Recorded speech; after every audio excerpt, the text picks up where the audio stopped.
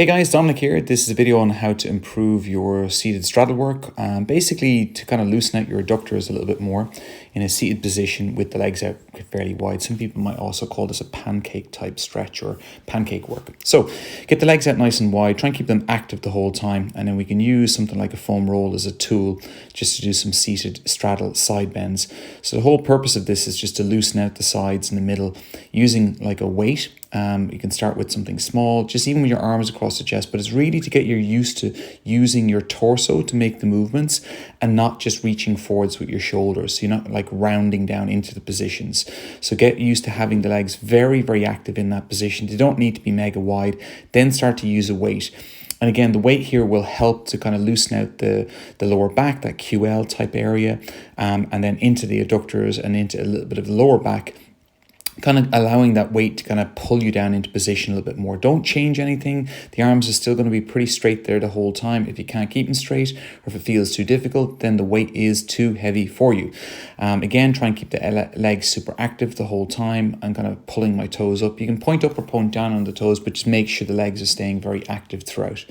If you get a little bit more advanced, what you can do then is take a dumbbell or a plate, put it on your shoulders, and then use the weight to pull yourself down into position. Once you kind of do this for a couple of reps where I'm doing kind of like pulses like this, where I'm moving in and out, again, keeping the legs very active, I can start to do holds where I'm working into position.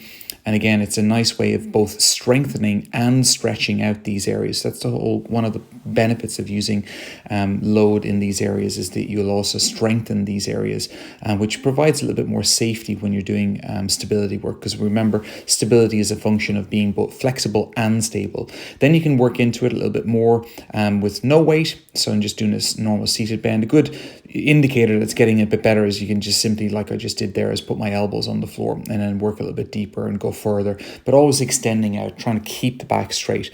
So speaking of keeping the back straight, if you struggle with this position, so let's say you sit on the floor and your legs go out wide, and instead of your back being like that, your back looks like this. So what you need to do then is jack your bum up on something like a pair of yoga blocks. It could be a bumper plate. Shove your butt back so you're sitting up much, much taller, and that addition will allow you to bow forwards a lot more comfortably and keep the back bloody straight in that position. And again, you can see from side on here, the function is to try and bow forwards, not like this, but like so. Move your bum back and bow forward. So any of the previously mentioned exercises, do that with that in mind and use the wedge underneath you if you need it. Thanks for watching, guys.